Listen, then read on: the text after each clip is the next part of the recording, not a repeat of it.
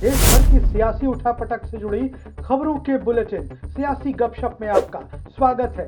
कभी रविंद्र संगीत गूंजता था, अब बम के धमाके गूंजते हैं। केंद्रीय गृह मंत्री अमित शाह ने पश्चिम बंगाल की राजधानी कोलकाता में आयोजित एक जनसभा के दौरान कहा कि जिस बंगाल में कभी सुबह सुबह रविंद्र संगीत सुनाई दिया करता था, आज उसी बंगाल में बम के धमाके सुनाई पड़ते हैं। पूरे देश में गरीबी खत्म हो रही है, लेकिन बंगाल में गरीबी खत्म होने का नाम नहीं ले रही है। अमित शाह ने कहा कि बंगाल की सीएम ममता बनर्जी घुसपैठ को रोक नहीं पाई है। पश्चिम बंगाल में खुलेआम घुसपैठियों को वोटर कार्ड और आधार कार्ड बांटा जा रहा है। ममता बनर्जी चुप बैठी हैं। इसके साथ ही अमित शाह ने कहा कि बंगाल में अब ममता दीदी का समय खत्म हो चुका है। अब बंगाल में जल्द ही बीजेपी की सरकार बनेगी। पीएम गरीब कल्याण योजना पर कैबिनेट की मुहर। केंद्रीय कैबिनेट ने पीएम गरीब कल्याण अन्न योजना पर लगाई मुहर। इसके तहत देश भर के करीब 81 करोड़ लोगों को हर महीने 5 किलो अनाज मुफ्त मिलता है। छत्तीसगढ़ की चुनावी रैली में प्रधानमंत्री नरेंद्र मोदी इसका ऐलान पहले ही कर चुके थे।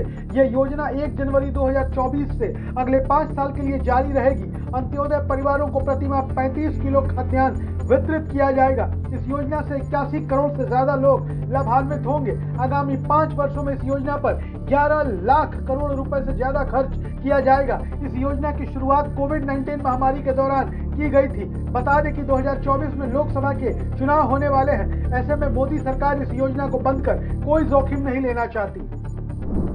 केंद्र सरकार का बड़ा दावा, भारत में गरीबों की संख्या कम हुई। केंद्रीय मंत्री अनुराग ठाकुर ने बड़ा दावा करते हुए कहा है कि पिछले 5 सालों में भारत के करीब 13.5 करोड़ लोग गरीबी रेखा से बाहर निकले हैं। अनुराग ठाकुर ने इसे मोदी सरकार की उपलब्धि बताते हुए कहा कि ये मोदी सरकार की एक बड़ी उपलब्धि है।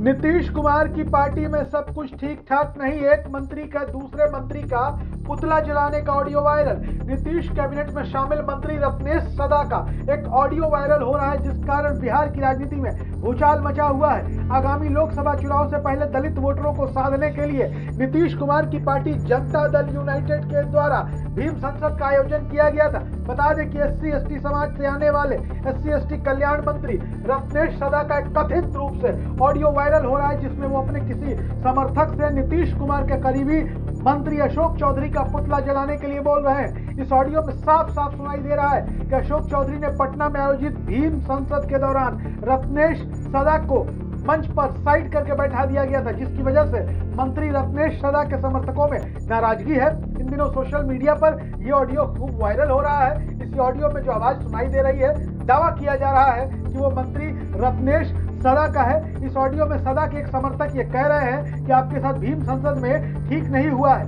आपको साइड हटाकर बैठा दिया गया, इससे हमें तकलीफ हुई है। क्या सिर्फ अशोक चौधरी ने ही इस सभा में दलितों को जुटाया था? इसे सुनने के बाद रत्नेश सदा कहते हैं तो अशोक चौधरी का पुतला जलाओ, उनके खिलाफ लिखो।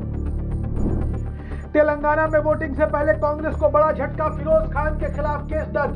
तेलंगाना विधानसभा चुनाव 30 नवंबर को होने जा रहा है। चुनाव से ठीक पहले कांग्रेस को बड़ा झटका लगा है।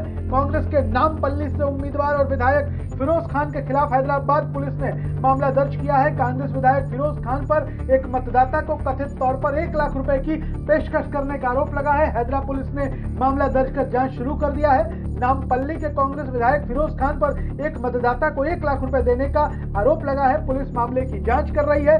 बीजेपी ओवैसी लगातार कांग्रेस पर निशाना साध रही है, तो कांग्रेस की तरफ से अब तक कोई प्रतिक्रिया सामने नहीं आई है।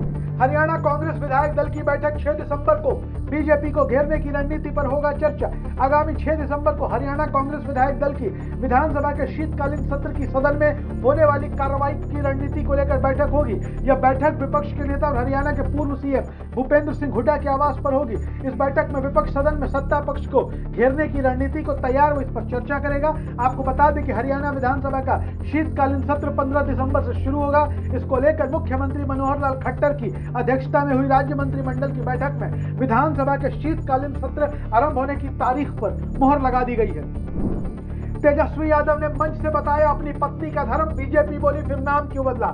बिहार में जातिगत सर्वे के बाद आरक्षण का दायरा 75% तक बढ़ा दिया गया। नीतीश सरकार के 2 बड़े फैसलों ने बिहार का सियासी पारा हाई कर दिया। विपक्ष ने एक तरफ जहां आरक्षण का समर्थन किया तो दूसरी तरफ नीतीश सरकार को जातिवादी कहा। हालांकि अब तेजस्वी यादव ने इन आरोपों पर जवाब दिया है। तेजस्वी यादव ने कहा कि अपनी बीवी और जाति का धर्म का जिक्र करते हुए उन्होंने कहा कि लोग मुझे जातिवादी कहते हैं, अगर वो ऐसा होता तो वो ईसाई धर्म में शादी क्यों करते। उन्होंने कहा कि उनकी बीवी ईसाई है, लेकिन ये लोग सिर्फ राजनीति के लिए हमें जातिवादी कहते हैं। वहीं बीजेपी ने कहा कि तेजस्वी के दिमाग में बचपन से ही जातिवाद का जहर घोला गया है। अगर तेजस्वी जातिवादी नहीं होते तो रेचल का नाम अपने राजश्री यादव क्यों रख दिया? आपने अपनी बीवी का नाम इसलिए बदल दिया क्योंकि आप जातिवादी मानसिकता से आते हैं।